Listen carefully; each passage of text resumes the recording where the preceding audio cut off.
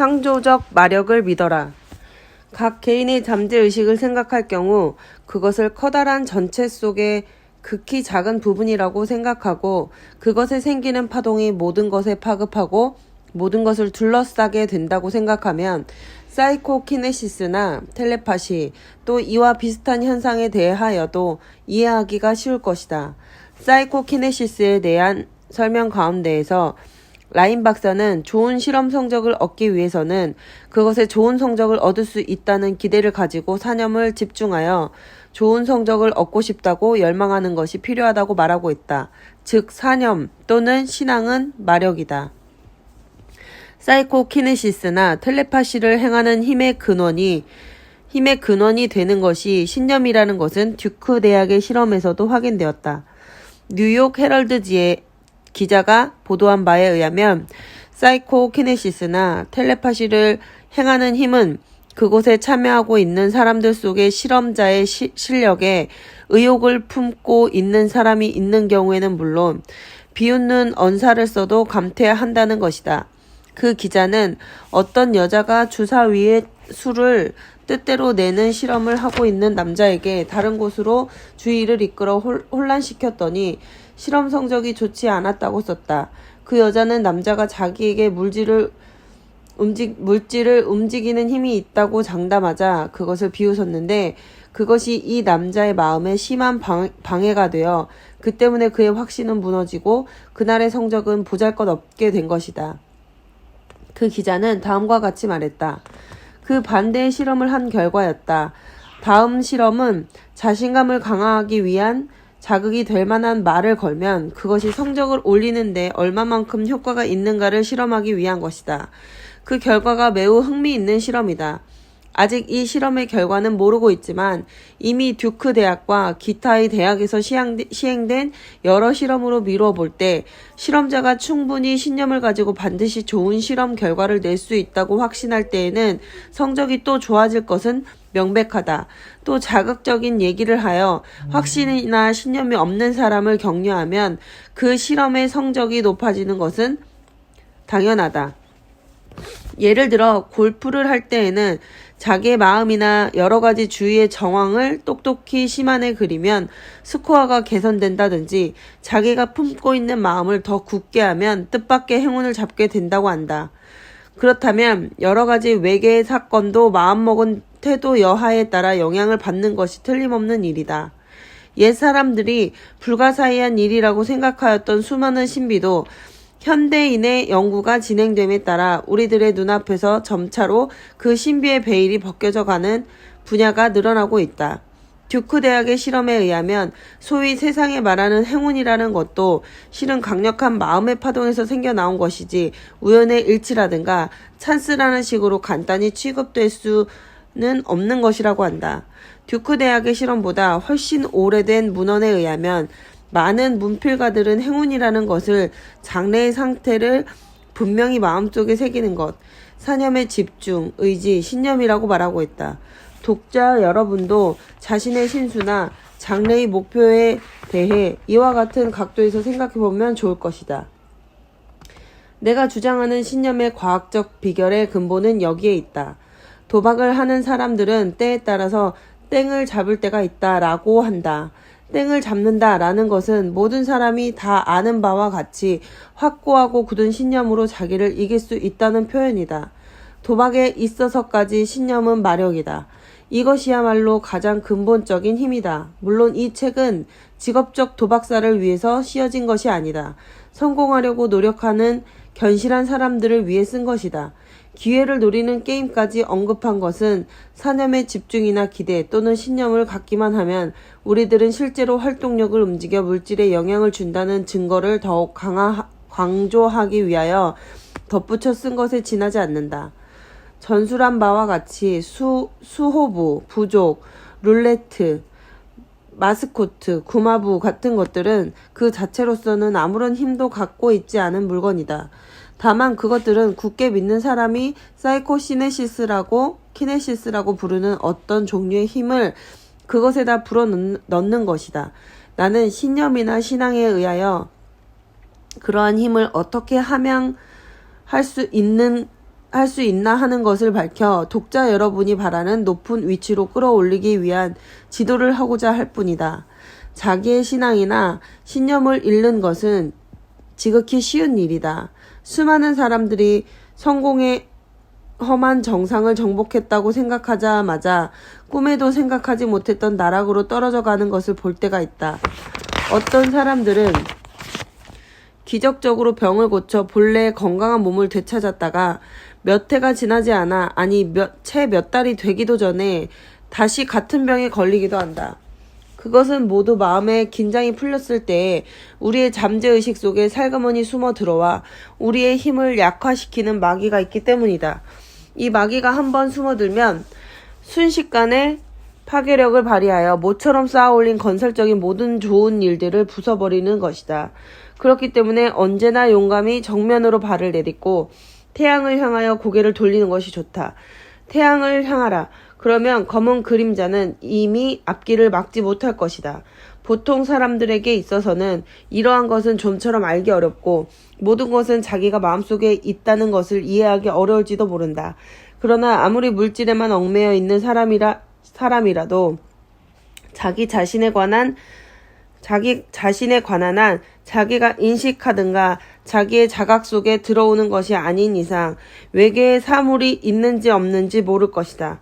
그것은 외계에 있는 사물의 실제를 인정하는 것은 자기의 마음속의 영상을 창조하는 일이기 때문이다. 수없이 많은 사람들이 추구하고 있지만 극소수의 사람의 손에만 붙잡힌다는 행복, 그것은 바로 우리들 자신의 마음속에 있다. 우리들의 환경이나 인생에 있어서 나날의 사건들은 그것 자체로선 우리들의 행복과 조금도 관계가 없다. 그것들이 우리들의 자각 속에 심적 영상으로 자리 잡음으로써 비로소 행복이라든가 불행이라든 것이 우리들에게 감지될 뿐이다. 행복은 사회적 지위나 빈부의 차이나 소유하는 물질의 많고 적음에 의하여 증감하는 것이 아니다. 그것은 우리 자신의 마음의 상태로서 우리가 자유롭게 컨트롤할 수 있는 것이요, 우리의 사념에 의하여 그것을 지배할 수 있는 것이다. 모든 것은 생각하기에 달렸다. 사고는 그대의 힘 속에 있다. 라고 위대한 철학자이며 로마의 황제였던 마르쿠스 아우렐리우스 안토니우스는 말했다. 그는 다시 말을 이어 그렇다면 그대의 선택에 따라 쓸데없는 생각을 버려라. 그렇게 되면 곳을 돌아든 뱃사공처럼 고요하고 모든 것이 안정된 물결 잔잔한 항만 속에 있는 그대를 발견할 것이다. 라고 말하였다. 스스로 나아가 창조하려고 사념하면 결국 행동을 재촉하여 마침내 실현으로 다다를 것이다. 그러나 참다운 힘으로써 행동 이전에 존재하는 것은 사념이다. 당신이 사념하는 것은 반드시 실현할 수 있다는 것을 잊지 말라. 건강, 재산, 행복 등에 대하여 훌륭한 심적 영상을 항상 마음속에 그려두고 이것을 언제까지나 유지하고 있으면 반드시 그 결과는 인과관계에 의하여 잇따라 실현된다. 왜냐하면 인과율은 불변의 법칙이기 때문이다. 너 자신을 알라는 말이 있듯이 그대로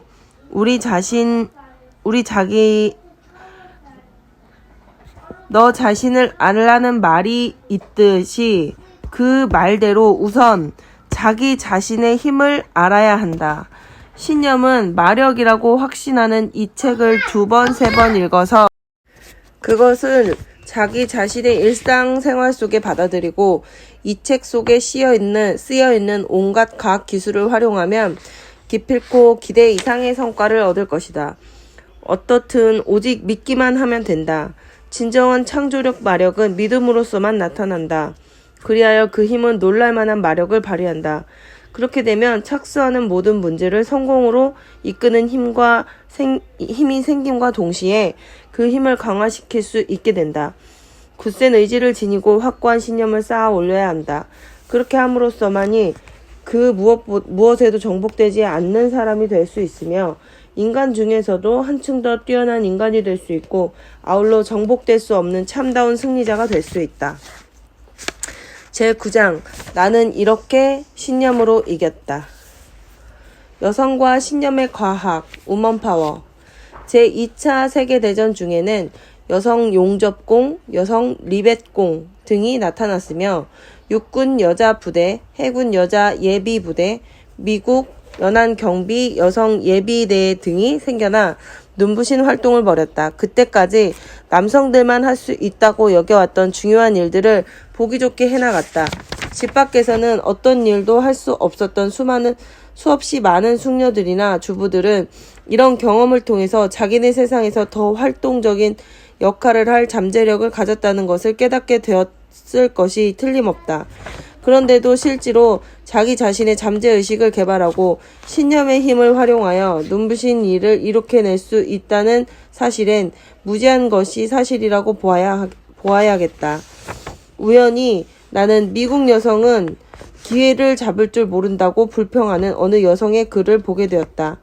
나의 생각으로는 만일 오늘날의 여성들이 기회를 잡을 줄 모른다면 그것은 다름 아닌 바로 그녀들 자신의 결점이다. 그녀들은 자기네보다 앞서서 스스로 기회를 만들었던 선배들의 예를 따라가야 하지 않을까? 때문에 나는 여성들이 자기네의 욕구를 위해서 신념의 과학을 채용할 중요성을 강조하고 싶다. 이름난 저술가이며 박물학자인 B.H. 햄프턴 씨는 여성이 신념의 힘을 활용한 이야기에 대해서 이렇게 말했다. 여성들도 남자처럼 당신의 신비스러운 과학을 활용할 수 있는데도 그것을 모르는 여성들이 많은 것이 사실입니다. 그러나 여성이 일단 당신의 말을 이해하고 이용하기 시작하는 날에는 그야말로 세계를 뒤엎을 위치에 올라서게 될 것입니다. 여성들이 굉장한 이기주의자거든요. 그녀들은 무슨 일을 하겠다고 한번 생각하면 그리고 그 생각의 의식을 완전히 차지하게 되면 그 목적을 달성하려는 그녀들의 끈질긴 노력은 아무도 말릴 수가 없다는 이야기입니다. 여성들이 자기네 힘을 자각하게 되면 물론 그 실마리는 당신이 줄 수 있습니다만 아무도 그녀들을 붙잡을 수 없을 것입니다. 그녀들은 사실 이 세계를 뒤바꿔 놓을지도 모릅니다.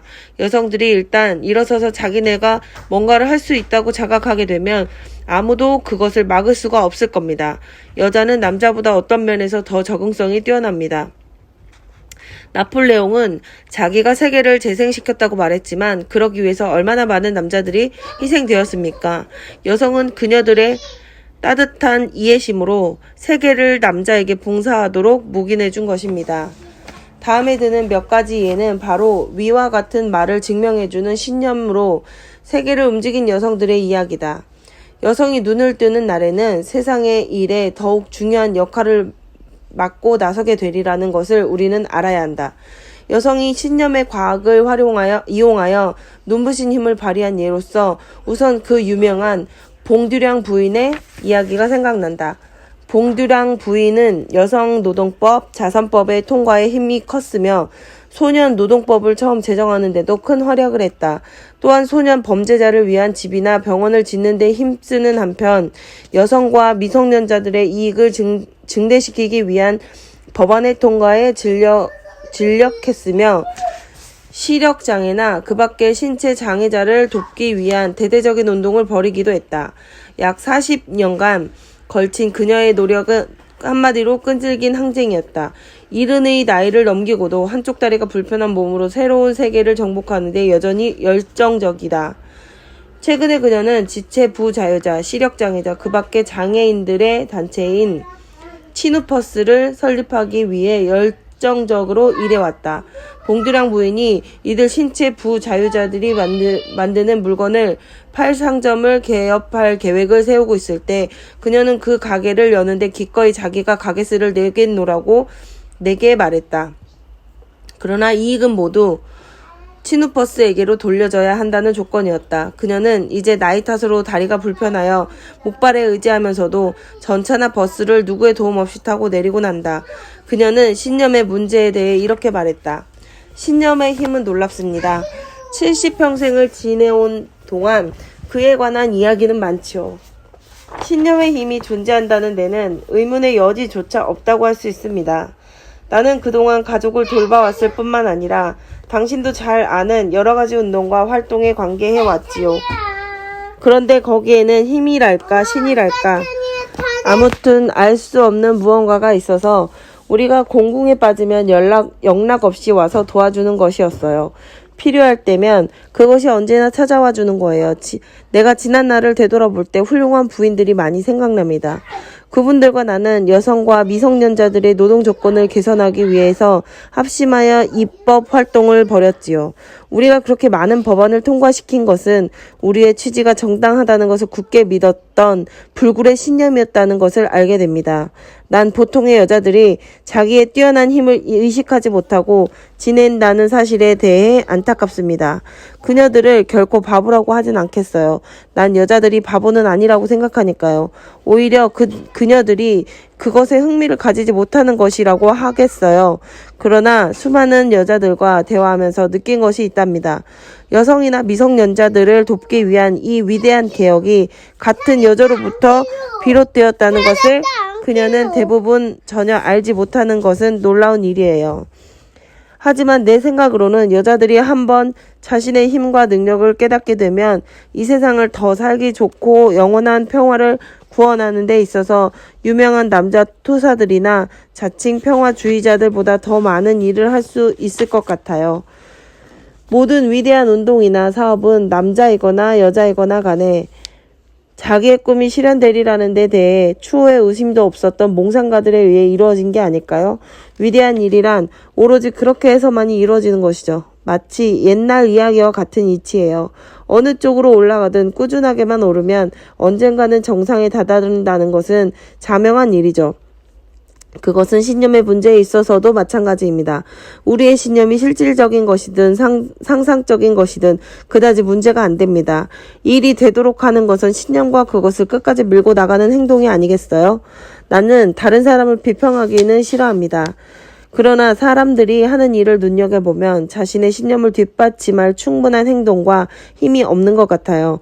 예를 들면 어떤 여성 단체에서는 이런저런 일에 대해서 찬성 또는 반대의 결의를 해놓고 그것으로 일이 다 된 줄 여기거든요.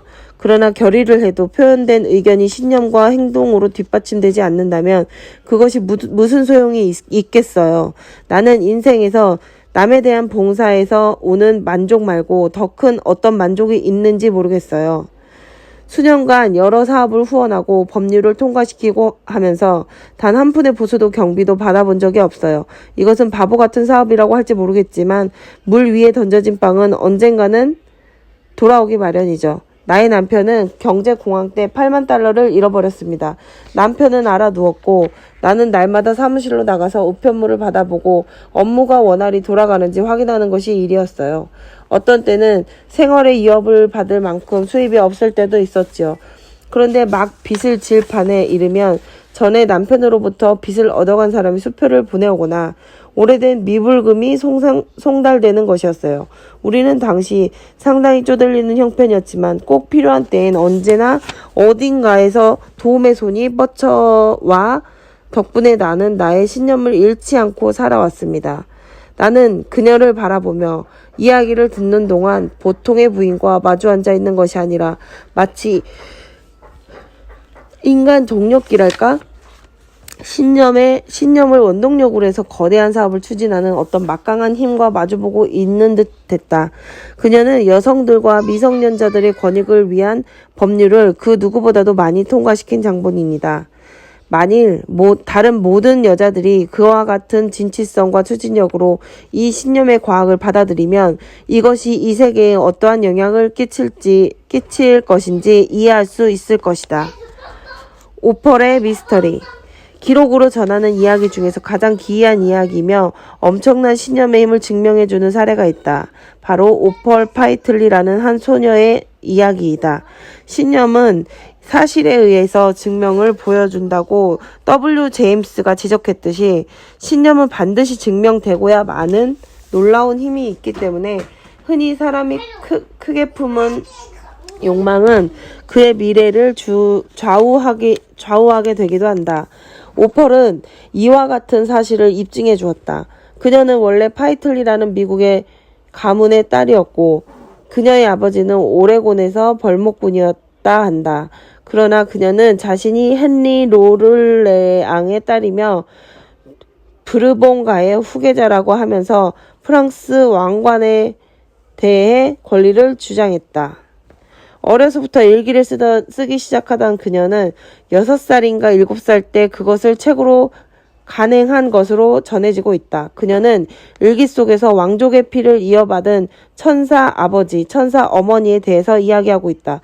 1920년에 이 내용이 아틀란틱 먼스리라는 잡지사의 후원으로 출간되었는데 세상에 큰 화제가 되었고 심리학자, 점성학자, 과학자, 정신분석자, 목사 등으로부터 신랄한 문학 논쟁을 불러일으켰다. 알프레드 파워의 오레곤 문학사에서 알버트 베데는 이렇게 말했다. 나는 오펄의 일기는 거의 새빨간 거짓말이라는 것을 조금도 의심하지 않는다. 또한 거기에는 대부분 표절되어 있는 거라고 생각한다. 나는 오펄 파이틀리가 자기의 부모를 양부모라고 주장하는 것을 논박할 근거를 사실로서 제시할 수 있다. 오펄이 22세가 되던 해 그 일기가 출간되었다. 그리고 그녀는 실제로 인도의 왕족이 아닐지라도 어쨌든 훗날 그녀는 그렇게 인정이 되어졌다. 그녀의 일기가 출간된 지 약 13년 후인 1933년에 한 신문은 인도를 여행하던 어느 미국 여인의 이야기를 게재했다. 어느 날 그녀가 마차를 타고 가다가 맞은편에 오고 있던 중대의 반쯤 되는 기병의 호위에 쌓여 으리으리한 마차와 맞닥뜨리게 되었는데 놀랍게도 그 안에는 오레곤주의 통나무집 딸인 오펄 파이틀리가 타고 있는 것이 아닌가. 그 후 조사원들이 밝힌 바에 따르면 그녀는 인도에서도 지배적인 군주인 우다이푸르주의 회교 군주 집안에 살고 있다는 것이다. 같은 신문의 기사에서는 그녀의 일기의 출간을 후원한 아틀란틱 먼스리의 편집자 엘러기 새드워크가 오펄이 실제로 왕족 집안에 살고 있다는 사실을 확인했다고 보도하였다. 새드워크 씨는 행복한 고백이라는 자신의 저서 속에서 이 신비한 미스테리를 썼다고 한다. 나는 수년간 오레곤주의 신문 기자였던 베데 씨를 만나 오펄이 도대체 무슨 기묘한 방법으로 그런 지위를 차지할 수 있었는가에 대해 많은 이야기를 나누었다. 그는 경이로움은 감추지 못하면서 이렇게 말하는 것이었다. 그런 일은 정말 무시무시하고 거의 초자연적인 방법으로 주위 환경이 스스로 그녀의 계획에 맞추어 나간 것이라고밖에 달리 설명할 수 없습니다. 다른 사람들과 마찬가지로 베데 씨는 유년기에 오펄을 잘 알고 있었고 그녀가 파이틀리라는 미국인 부모에게서 태어난 것을 의심할 바 없이 확신하고 있었다.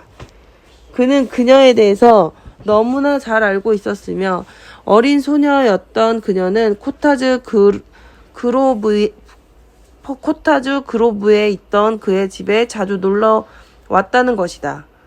내가 처음 오펄을 알게 된 것은 코타주 그로브에서 소년 크리스천 노력회의 총회가 개최되는 것을 보도할 때였습니다.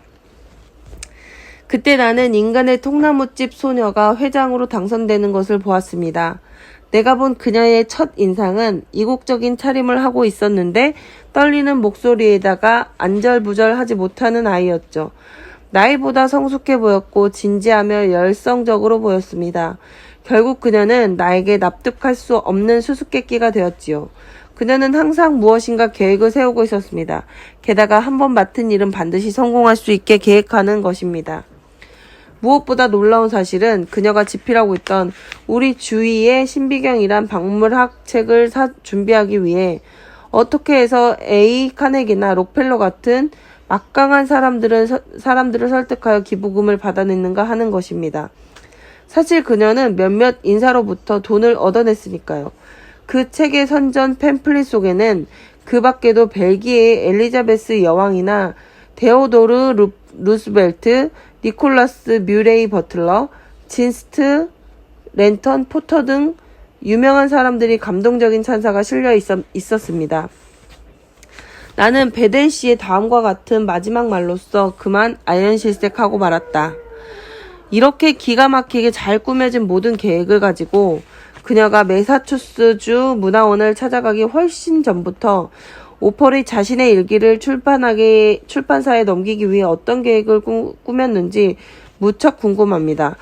아무튼 어느 날인가 세드워크 씨는 밑도 끝도 없이 그녀의 일기를 찾게 되었으니 참으로 희한한 일이 아니고 뭐겠습니까? 나는 그의 말을 깊이 되새겨보다가 만일 오펄이 자기의 텔레파시를 세드워크 씨에게 보내지 않았던들 세드워크 씨가 그녀의 일기를 찾을 수가 없었을 거라고 생각했다. 나는 문제에 대해 베데 씨와 더 이상 논의하지 않았다. 그러나 만일 오펄 파이틀리가 텔레파시를 알고 있었다고 가정한다면 세드워크 씨가 난데없이 그녀의 일기를 가지고 있느냐고 문의한 일은 쉽게 설명이 된다. 나는 여러 해 전부터 대자연 속에 파묻혀 있는 사람이나 야생동물 또는 가축동물과 가까이 지내는 사람들은 도시에서 살면서 우유병 외에는 암소도 모르는 사람보다 더 많은 것을 볼 수 있고 이해한다고 확신해왔다. 자연은 현대 도시에 갇혀진 집 속에만 사는 사람들에게는 숨기는 비밀도 이 사람들에게 많이 들여다 보인다고 나는 믿는다. 텔레파시나 자기 생각을 조용히 다른 사람의 마음에 전하는 능력이 자연에게 가까이 가는 사람에게 제공되는 비밀의 하나인지도 모르겠다. 그러나 정글에 사는 사람이나 미개인들은 텔레파시의 비밀을 알고 있으며 수세기 동안 그것을 사용해왔다. 미개인 사이에 쓰고 있는 텔레파시에 대해 다룬 책은 많이 있다. 그래서 어느 유명한 편집자는 미개인들이 텔레파시를 쓴다는 것을 부정하면 우리는 지금과 같은 정보 차단 시대로 들어가게 되는 것입니다. 라고 나에게 말했다. 베데 씨는 오펄과 자연과의 사귐에 대해서는 다음과 같은 조언을 해주었다. 자연으로부터 스스로 많은 것을 터득한 아이의 퍼스널리티는 그것을 요약한다 해도 한 권의 책으로는 모자랄 것입니다. 그녀의 일기를 보면 알 수 있는데 그녀는 9세 때 자기의 은밀한 비밀을 미카엘 안젤로 산치오 라파엘에게 고백하고 있었으며 그녀가 가깝게 사귄 것은 사람이 아닌 클라시엄에 있는 라스 퍼세나와 토머스 체페턴, 주피터, 제우스, 브레이브, 호레이시우스, 피터, 파울, 루벤스였으며 이와 비슷한 명칭의 다른 동물들이 있었습니다. 성장기로 접어들자 오펄은 지질학자 표본이나 벌레, 풍뎅이 같은 것을 잔뜩 수집해 들여오기 시작했습니다. 그녀는 번데기를 양동이에 가득 넣어두고 그 생태를 관찰했습니다. 이렇게 스스로의 방법으로 여러 가지 자연에 대한 지식을 쌓아가고 있었습니다. 덕분에 고등학교 과정을 뛰어넘어 이 소녀는 곧바로 오레곤 대학으로 들어가게 되었습니다. 대학은 그녀가 지질학, 천문학, 생물학에 관한 놀라운 지식을 가지고 있는 것을 보고는 입학 자격 문제는 무시하였던 것입니다. 베네 씨나 혹은 오펄은 어렸을 때부터 아는 사람들은 아무도 그녀가 파이틀리의 친딸이 아니라는 따위의 소리는 들어본 적이 없었다고 한다. 아틀란틱 먼슬리사가 그녀의 일기를 출판함으로써 비로소 그들은 그녀가 자기는 그 집 딸이 아니라고 생각하고 있다는 것을 알게 된 거라고 베네 씨는 말했다. 그 애가 친딸이 아니고 왕실의 후예라고 주장한 데 대해서 파이틀리 씨는 어떻게 생각하더냐고 나는 베데 씨에게 물어보았다. 그는 자기 딸이 어떤 조종자의 손에 걸렸다고 생각했다는 것이다. 그 일기가 출간된 지 얼마 안 돼 오펄 파이틀리는 신뢰성 있는 여권으로 몰래 미국을 빠져나갔다. 그 패스포드는 보통의 서류가 아니었다. 국무성이 서명하고 영국 영사관의 에드워드 그레이 씨가 서명한 대단한 서류였다. 베네 씨나 그녀를 어려서부터 아는 사람들은 도대체 그녀가 어떻게 이러한 엄청난 서류를 손에 넣을 수 있었는지 놀랄 뿐이었다. 그러나 만일 그녀가 진짜 미국인 부모의 딸이고 인도 왕족의 혈통이 아니라면 그것이 바로 내가 언급한 바와 같이 인간의 마음에는 이미 우리가 잘 아는 이상한 힘이 작용했다는 증거 아니겠는가? 그 후에 그녀가 영국에서 살고 있다고 보고되었다. 그러나 베데 씨는 몇 해 전 쓴 기사에서 지난번 들어온 보도에 의하면 오펄 파이틀리 씨는 분명히 인도의 왕녀로서 인정되었다고 한다. 그것은 그녀가 일기에 천사 아버지라고 쓴 헨리 오를레앙의 강제 결혼에 의해서 그렇게 된 것이다. 라고 했었다. 베데 씨에게 나는 그녀가 왕녀로 태어나지 않은 것이 사실이라면 오펄이 어떻게 인도의 왕녀가 되었는가에 대해서 자세히 설명해 달라고 했다. 그것에 대해 그는 자기도 도무지 알 수 없다고 했다. 그래서 나는 그에게 그것은 그녀가 늘 그렇게 생각하고 깊이 믿고 있었기 때문에 잠재력의 힘이 나와서 그렇게 된 것이 아니냐고 물었더니 그는 이렇게 말하는 것이었다. 솔직히 말해서 난 모릅니다. 어쩜 그럴지도 모르죠. 우리는 아직 인간의 마음 깊은 밑바닥을 볼 수 없으며 그 능력의 한계가 어디까지 가는지도 모르니까요. 이 신비한 소녀에 대해서 쓴 세드워크 자신의 이야기를 읽어보면 그도 역시 오펄의 친부모는 파이틀리 부부라고 믿고 있으며 그녀가 자기는 왕족으로 태어났다고 믿는 것은 어처구니 없는 공상이라고 여기는 것 같다. 그것은 물론 공상일 수도 있다. 그러나 사실 그녀는 왕족으로서 인정되어진 것이다. 그것은 필경 오펄이 일반 사람은 모르는 왕족의 비밀을 많이 알고 있었기 때문이다.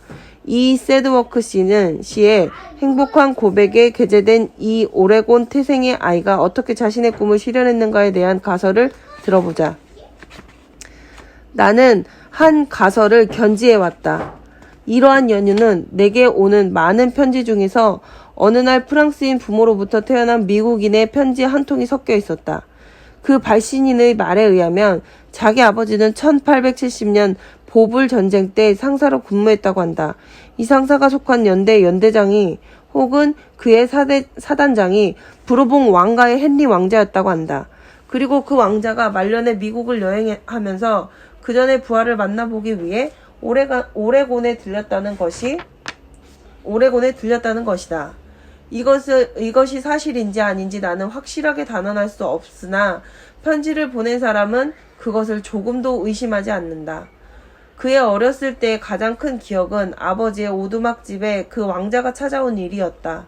나는 그분의 무릎 위에 앉았습니다. 라고 그는 말했고 나는 그의 말을 믿고 있다. 그런데 나의 가설로는 그 왕족이 오레곤의 시골 구석을 찾아간 일은 대단한 사건이었다.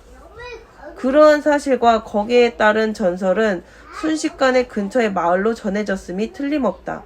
그리고 그보다 더 중요한 일은 그 이야기가 단조로운 시골에서 자라는 외롭고 온갖 공상에 가득 찬 아이의 마음을 꽉 사로잡아 버려 그 뒤로 그 소녀의 꿈은 오로지 거기에만 집착되었다는 점이다. 대부분의 소녀들은 신데렐라의 꿈이 있기 마련이다. 오펄에게 있어서도 그 전설이 사실처럼 여겨졌고 사실은 해가 갈수록 굳어져 마침내는 그녀의 모든 마음과 공상과 생애를 이루었던 것이다. 이것이 오펄의 소녀시대에 대한 나의 가설이다. 그러나 끝내 이 이야기가 하나의 사실로 되어 증명되었다. 그러나 이에 대한 의문이 완전히 없어진 것은 아니다. 오펄은 뉴욕과 워싱턴으로 나가 많은 유명한 사람들을 알게 되었고 그들의 귀여움과 보호를 받게 되었다. 그러나 얼마 뒤 그들에게 실증을 느끼게 되자 그녀는 영국으로 건너갔다. 그리하여 그녀 특유의 사교성으로 마침내 자기 신앙의 아버지를 만나 옥스퍼드의 카톨릭 사회의 위치를 굳힌 것이다. 내가 그녀에 대한 획기적 소식을 접한 것은 그때였다. 오래전에 유명해진 어느 극작가의 어머니 로시나 엠머트 셔우드 부인은 나의 어렸을 때의 친구인데 하루는 그녀의 편지가 나에게 도착해 있었다. 자기 친구 하나가 직접 목격한 일을 알려온 바에 의하면 오펄이 마치 동화 속의 공주처럼 덮개를 뗀 사륜마차에 앉아 아라하바드의 거리를 위험있게 내려가더라는 것이었다. 이 말이 대체 신빙성이 있느냐고 물어왔다. 왕족이 외출할 때 의례 그렇듯이 앞장선 경호원들이 길을 정비하며 나갔는데 그녀가 다름 아닌 부르봉 왕가의 프랑코 HRH 밀레라니. 도대체 어찌된 일이냐는 것이었다. 그녀의 친구가 알려온 이야기는 사실이었다. 나는 그것을 실증할 수 있다. 이와 같은 수수께끼를 풀기 위해 내가 오폴에게 편지를 띄웠더니 그녀는 자기의 인도 여행 때의 사진을 몇 장 보내왔다. 그 사진에는 코끼리 등에 가마를 타고 호랑이 사냥을 나가려는 그녀의 모습이 있었다. 그리고 터번을 두른 많은 인도 사람들이 그녀를 에워싸고 있었다. 오펄은 편지에서 자기를 초대한 마하라자에 대해 얘기했으나 나의 의혹은 가시지 않았다. 사진이란 때로 헐리우드의 화려한 장면을 뽑아와 그 속에 다른 인물을 감쪽같이 들여앉힐 수 있는 속임수도 부릴 수가 있는 것이 아닌가? 그래서 나는 그녀가 말한 그 두 마하라자의 궁전에 편지를 띄워 사실 여부를 확인해 보기로 했다. 얼마 후 왕가의 문장으로 장식된 편지 2통을 받았다. 궁정 비서들로부터 온 것으로 내용인즉슨 전하께서 부르봉 왕가의 부르코 H.R.H. 밀레를 대접하여 드리는 것은 전하의 명예로운 특권이며 그녀를 위해 추견이 열렸다고 회답하라는 하명이 있었다라는 것이었다. 그래도 나의 모든 의문은 풀리지가 않았다. 그때 기동 연습을 하기 위해 엘더쇼트를 진주하고 있던 마하라자 군대의 한 육군 중령에게서 벼랑간 한 통의 편지가 날아들었다. 편지에서 중령은 사무적인 투로 이번에 공주를 위하여 열리는 공적인 원유회에서 명예롭게도 공주를 응대하라는 명령을 받았으며 아울러 공주의 신분에 관해 뒷조사를 하고 다니는 못된 자가 누구인지 알려달라고 청했다. 나는 이 보고를 우울한 말로 끝맺는다. 오폴이 그녀의 사진과 함께 보낸 일기에는 어렸을 때의 매혹적인 환상 같은 것은 그림자도 없었다. 그녀는 사물을 있는 그대로 보고 느꼈다. 초롱한 빛은 사라지고 중년의 메마른 햇빛이 그녀를 감싸고 있는 듯 했다. 그 동화의 세계는 이제 다른 아이들의 놀이터가 되었고 오폴은 닫혀진 세계에 서 있었다. 그러나 여전히 그녀는 이해성 있는 마음의 일기에 오펄이면서 자기의 예견을 갖고 있었고 그 예견은 사실이 되고 있었다. 어린아이의 마음을 밝혀주는 진실보다 더 확실한 진실은 없었다. 이 기이한 이야기에 대해서 과연 그런 일이 있을 수 있을까 하고 의문을 품는 독자도 있을 것이다. 그러나 사실은 여기에서 말한 그대로이다. 또 세드워크 씨의 말대로 오펄의 일기를 쓴 아이는 그것은 틀림없는 사실로 믿고 있었다. 신념에는 순수한 마력이 있다는 사실을 오펄 파이틀리의 이야기보다 더 분명하게 밝혀주는 것은 없을성 싶다.